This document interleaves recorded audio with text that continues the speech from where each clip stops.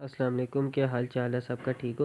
अच्छा, एक सवाल पूछा गया मेरे से कि magnitude of A cross B हमारे पास एरिया ऑफ पैरेललोग्राम के इक्वल कैसे होता है अगर हम लोग टू वेक्टर्स लें, ए वेक्टर बी वेक्टर होगी। ठीक है, अगर हम ए वेक्टर के ऑपोजिट बनाएंगे एक वेक्टर तो वो भी ए वेक्टर ही होगी इक्वल मैग्नीट्यूड में, और अगर हम बी वेक्टर के ऑपोजिट बनाएंगे तो वो भी इक्वल मैग्नीट्यूड में बी के इक्वल ही होगी। अगर हम लोग एरिया की जो डेफिनेशन है पैरेललोग्राम के एरिया की, उसकी डेफिनेशन देखें तो हमारे पास आता है जी, area of parallelogram is equal to base multiplied by height. अब बेस तो हमारे पास इसमें बी वेक्टर है, अब हाइट हमारे पास गिवन नहीं है। हाइट हम लोग कैसे निकालेंगे? परपेंडिकुलर ड्रॉ किया, उसको हमने एच का नाम दे दिया।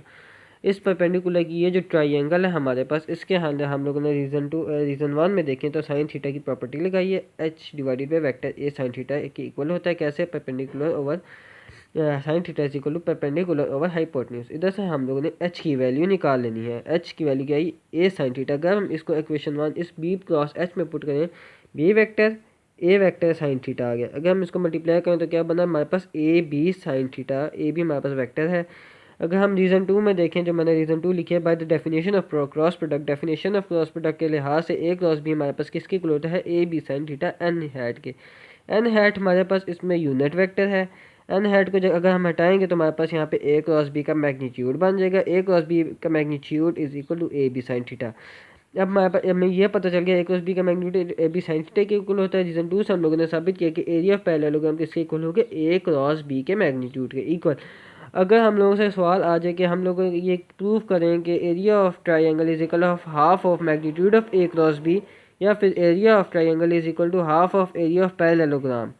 इसमें बहुत आसान है। अगर अब पहले वाला सवाल है कि एरिया ऑफ ट्रायंगल का हमने प्रूव करना है half of A cross B magnitude के इक्वल, तो हमने सारा प्रूव करना होगा। एंड में ये हमने एडिशन करनी होगी एक, ये जो हमने ऊपर पैरेललोग्राम बनाई है इसी को हमने दोबारा बनाना है, इसका हाफ बना लेना है। पैरेललोग्राम को आपने लेबल कर लेना है वेक्टर बना के। उसमें फिर आपने लिखना है कि area as we know that the area of triangle is equal to half of area of parallelogram. तो एरिया ऑफ ट्रायंगल का हमारे पास डेल्टा से डिनोट करते हैं हम, is equal to half of A cross B का मैग्नीट्यूड। इस तरह हम लोगों ने ये प्रूव कर दिया कि एरिया ऑफ पैरेललोग्राम का फार्मूला जो है टू वेक्टर्स के क्रॉस प्रोडक्ट के मैग्नीट्यूड के इक्वल होता है, और half of area of parallelogram area of triangle के इक्वल होता है। शुक्रिया।